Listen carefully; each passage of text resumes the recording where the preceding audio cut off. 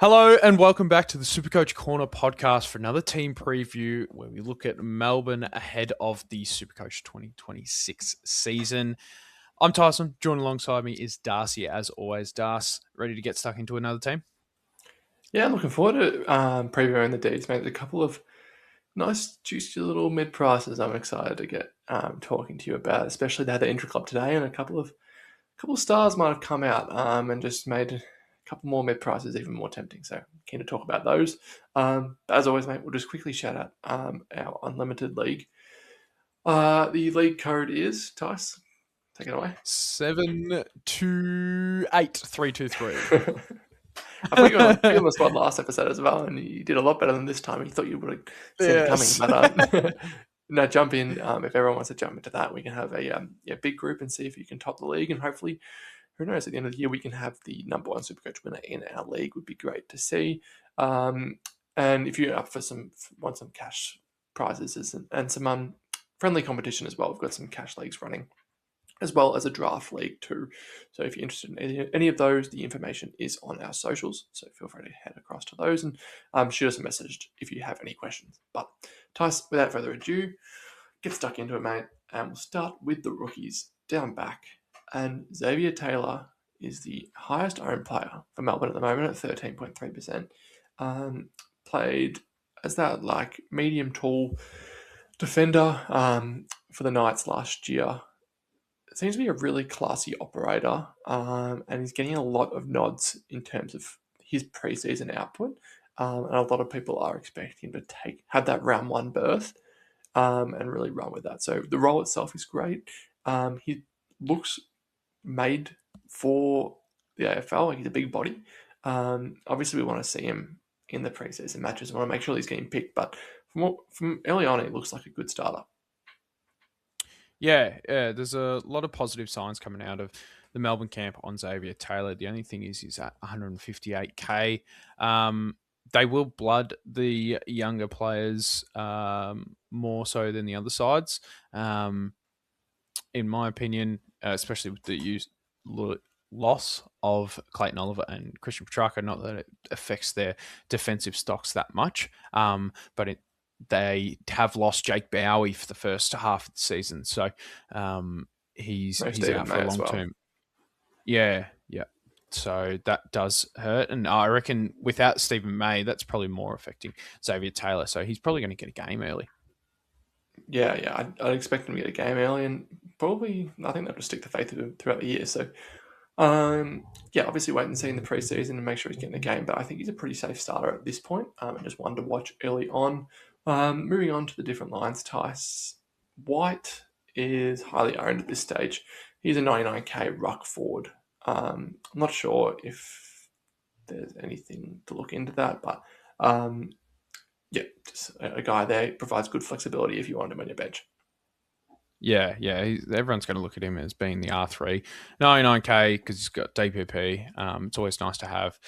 Melbourne don't play too many early games, I'm pretty sure, as well, so that's always nice. But the only other thing is that he's actually played forward and a little bit in the ruck during some drills and some match sim, so he could get a game at some point throughout the year. I don't think it'll be straight away, though. Yeah, I agree. Hopefully he doesn't play early on him, as he provides a nice little downgrade option for us later in the year. But we can move on there. In terms of the last rookies, Tice, Latrell Pickett is one small forward, 154k. Any interest there? Nah, not really. Cousin of Cozzy. He might get a game as well early, but you're picking a small forward. It's not good buying for 150k. Yeah, no, I couldn't agree more. I think there's better options. There's some nice value options down forward. That price, I'd be letting that one through to the keeper. We'll move on to the mid prices, mate. And there's a couple here that I think are really interesting.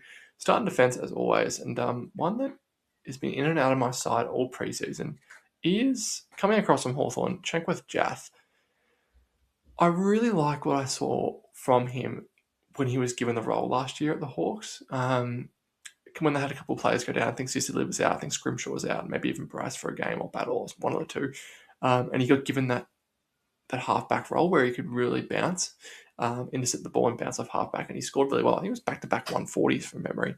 I think he's going to be given that role again at Melbourne, and I think he could really do a lot of damage with that. So he's one that's definitely in my calculations.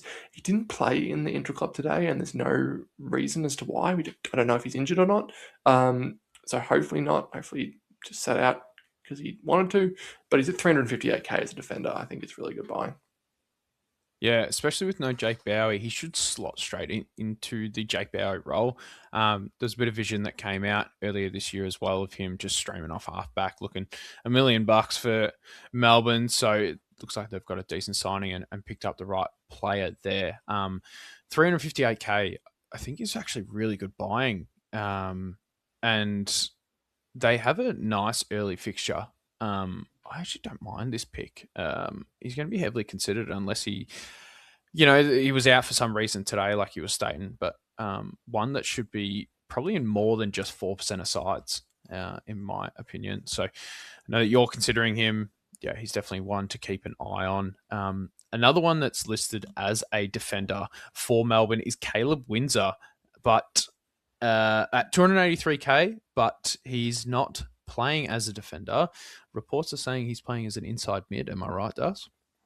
You're right, mate. He dominated the intra-club today. So he obviously was a midfielder like a lot of people are, and he's underage, has played on the wing in his early AFL years, played off halfback a little bit, hasn't really set the world alight in either position, but they see him as a midfielder, and he's made that move, obviously, with no Petrarca, no Clayton Oliver. I think Jack Viney's down for the first half of the year as well with that Achilles surgery that he went down during the week, I think it was. So he's gone as well. So it's basically Jack Steele and who else at this point. And it looks like Caleb WINDSOR is that guy. So at 286k or 283k, sorry, I really like it. We always talk about Tice by the role, and this is a good role. This is a really good role, and it's almost hard to miss. I mean, we've already done our Brisbane preview, Tice. Today it came out that Cozzy Pickett was playing, not Cozzy Pickett, sorry. Kitty Coleman was playing half forward for Brisbane, was in a lot of people's preseason sides, and probably still isn't a lot of people's sides. Playing half forward, played really well. Seems to be where he's playing this year. Is that an easy straight swap now? Take him out, bring in Caleb WINDSOR. Yeah, it could be, to be honest. I mean, you got to pay another 50k to get from Coleman to WINDSOR.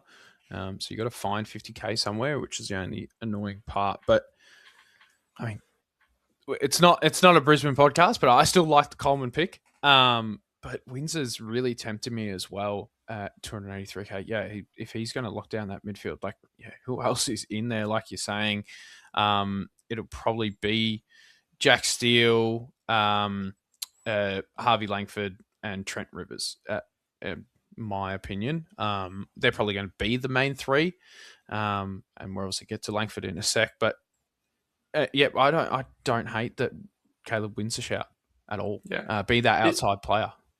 Yeah, it's definitely one to watch. I think intra clubs are hard to read into because it's often A's versus B's, and then you're playing against sometimes VFL players or draftees or that sort of stuff. So the caliber of opponent you're coming up against isn't always great, especially for a bottom end side like Melbourne. But yeah, I think one to watch in the preseason when they come up against other AFL sides and see if he can take it up to the big bodies, because we know he is a lighter frame, Caleb WINDSOR. So definitely one to watch. Harvey Langford, you mentioned, Tice, he played on the wing today, so not the inside mid role that we were sort of expecting him to move into with no Petrarca and no Clayton Oliver. You'd think that was sort of the natural progression, but it wasn't to be today. I think he'll have stints in there, but do they want him to stay on the wing for now? Potentially, and it just creates more of a question as who's going to run through that midfield. I've got no idea. I think Cozzy Pickett will be in there. I think one we missed, but yeah, I don't want Langford if he's playing on the wing. If he's playing as an inside mid at 380k, it's tempting, but he is a second-year player. Yeah. Well, with Jack Viney going down, he's probably not back until about round 8, they're saying, because they're saying probably 3 months for him. I don't see how they can't have Langford in there. Played really well last year. through that midfield. And yeah, just he's going to be the next guy going forward for Melbourne.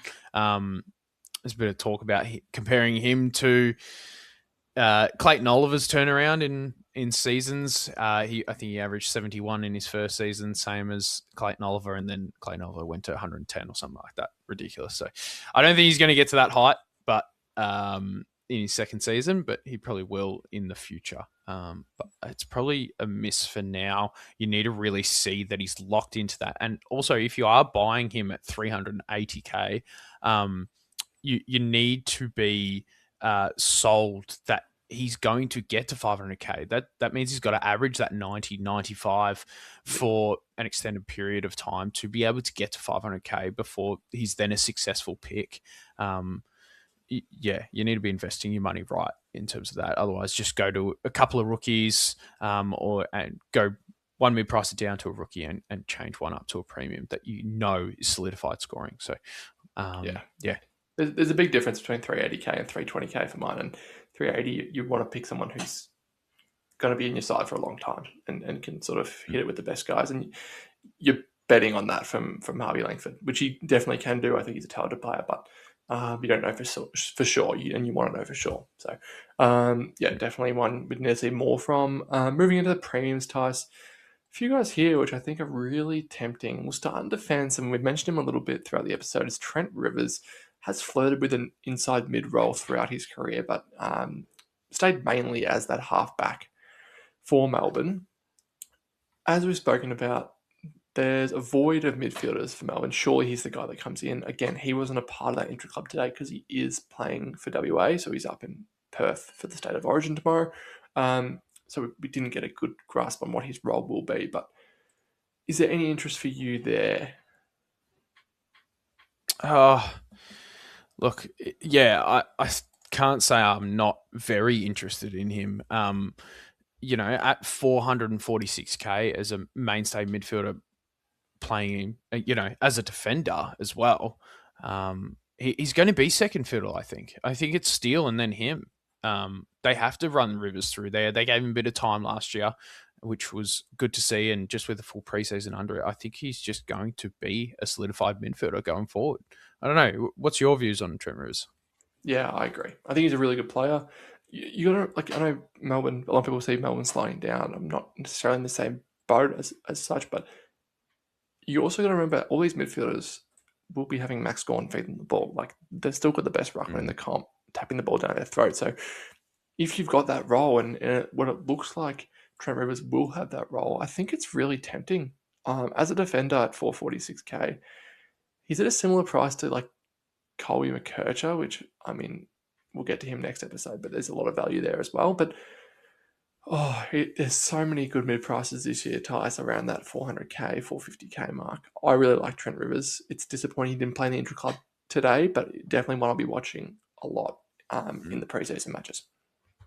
Yeah, when he was given the role last year, he didn't do anything wrong with it, and hadn't sort of been training too much as a midfielder. So you can't really knock him for not blowing, out of the water in terms of scoring over hundreds, but he didn't drop below that 76 score in the, I think it was 7 or 8 games that he played as a pure mid. So yeah, he didn't drop hundreds, but he didn't go below 76. He's always sitting around that 80 to 90 range. And then, yeah, with the preseason under his belt, probably going to be the second midfielder because they've lost everyone. I don't hate this pick at all. Yeah, neither. I will. He's not on my side at the moment, but I just need to see a little bit from him, and I think I'll be fine. I'll wait to get him in. So yeah, unfortunately, I couldn't see anything today, but hopefully soon I can watch that. Maybe tomorrow night for WA, maybe you'll get a couple of midfield minutes, and we can see then. Moving into the midfield, mate, and again, we've spoken about this guy a couple of times, but Jack Steele, coming across from St Kilda, he is now the number one guy there. I think he's just over 500k. Can you expect him to go back to what he was? Yeah, you probably can. He's going to be that main guy. He's going to have that solidified role that he was thrown around at St Kilda with. So we know that he can be, SuperCoach royalty over those. It was like 2020 onwards. He was just 120 pluses average. We know he's can do it. He was so good for St Kilda for a while, and then they just sort of phased him out last year, and that's why you can buy him at 510k, and I think it's actually good buying. The only thing is, if you want him to be a really successful pick, he's kind of got to get up to that 600k range. If you see Melbourne doing really well this year or not sort of falling off like some people are suggesting, then Jack Steele should almost be locked in your side, being the main guy and probably the only solidified midfielder in this side. But if you see him not going so well, I am of the view I don't see Melbourne going too well this year. I know that they have Max Gawn, and it's just going to be Gawn straight down the Steele feeding it out, which is always nice. But yeah, I can't at the moment back Melbourne as a whole. It's not a knock on Jack Steele at all. Yeah, that's fair. I still think Steele have a really good year, but I do agree in the fact that if you pick him at 5'10", you want him to push that upper echelon at 600k plus, and I just don't see him getting to that level. So, yeah, he's one that I'm probably going to fade at this stage, just getting on in his career. Speaking of Max Gawn, Tice, obviously heavily inflated price from the incredible season that he put together last year. He's at 689k. The ruck merry-go-round at this point, I mean, there's a lot of questions about ruck, and honestly, I think it just needs to be a whole episode in and of itself is what we're doing with the ruck line this year and with all the different rules, and it's just hard to get our head around at this point. But in terms of the big dogs, is he on your cards at all? Well, he's just a SuperCoach royalty. If you want SuperCoach royalty, it's just Max Gawn, really. He's just been that good for that long. It's ridiculous. Yeah, everyone predicts a fall off, and he just seems to somehow get better. Which is ridiculous to say at 34 years of age. But yeah, with the new ruck rules, I don't think that's actually going to hinder him too much. Maybe less stoppages, maybe a few less hit outs, but he's just so good at getting behind the ball, intercepting. He's always taken a grab out of nowhere, just contested marks, contested mark beast. So I can't knock anyone picking Max Gawn because everyone predicts him to fall off. But yeah, pick with caution at 34, I think. Yeah, that's fair. That's fair. I do agree somewhat, but it's hard to back it. With so many question marks in the ruck department, sometimes it's easy just to pick the proven performer and you know what you're going to get from Max Gawn. There's a lot of safeness in that. Exactly. And yeah, he's been in and out of my side. He's not in there at the moment, but one that I am watching at this point. And then moving into the forward line, Tice, last guy I wanted to speak on. Honestly, he was the first pick in my side when SuperCoach Team Picker was opened. Cozzy Pickett, I think, at 494k. As we mentioned, will be playing midfield majority of the season. I just think that there's no way that he's not a top six forward, and I think it's really good buying at under 500k for a guy who's going to set the world alight. I can only assume. I love it. Yeah, I love it too. I completely forgot that this guy was in Melbourne side when I was listing off their midfield. So yeah, I I have him locked as the top 3 forward at the moment as well. You only need to go back to last year to have a look at a few of his games when he was playing midfield minutes. He was putting up some 117s, 120s, 140s even. So just playing as a full mid with a whole year under his belt as playing a full-time mid, now preseason. Doesn't have Clayton Oliver and Petrarca there, so he's going to have to get more of the ball. It's just going to be, him and Steele as the main guys, with Rivers in there as well. I don't know why he's not in more sides than just 16.8%. He's 494k. You're buying a premium midfielder. I just don't understand that, Das. Yeah, completely agree, mate. He's the first pick for mine, and I think he's a must-have for every team. So I'm so sold on Cozzy Pickett. He will not be leaving my side unless an injury comes his way. But no, that sums up Melbourne, mate. You mentioned an easy early fixture, which could be good for the likes of Cozzy Pickett, and the fact they don't have an early bye, unlike a lot of the teams we've spoken about so far, is a big favour of theirs as well. Yeah, definitely. They do have a nice early fixture. It's St Kilda, then Freo, Carlton, then Gold Coast. But after that, you've got Essendon, Brisbane, Then Richmond. Richmond should be an easy one. Yeah, it seems to be like it's one tougher game, one easy game, sort of with the lower end guys, and easier to score against. So keep an eye on that. But yeah, no round zero. So we don't get to really see their system like we do with everyone else and how they're going to go. So you need to really watch a side like Melbourne in the practice matches to be able to judge their players and that kind of stuff. But yeah, like we said, Cosy Pickett's probably the biggest lock in the forward line. Yeah. How do you see Melbourne going for the year going forward? Honestly, Tice, I think every year there's someone from the bottom four that surprises a lot of people. They're my side. Like bottom four last year, I really see them surprising a lot of people. I don't think they're going to make top four or anything like that, but I think a lot of people expect a big fall off from Melbourne. I wouldn't be surprised if they make that 9th to 12th sort of range. Like I think they could play in a wild card round. I think they got a lot of good young talent, and with the new coach, hopefully that can get a lot the best out of a lot of those boys. So yeah, I think they'll be competitive.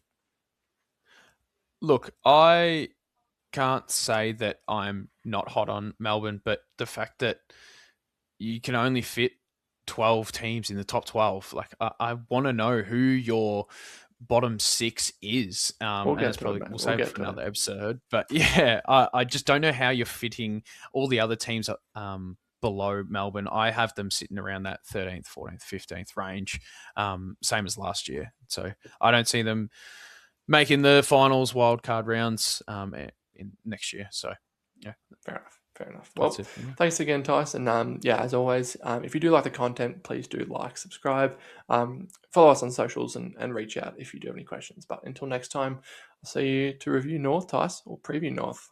Otherwise, Yeah, sounds good. Thanks, Dust. sounds good. Thanks, Tyson.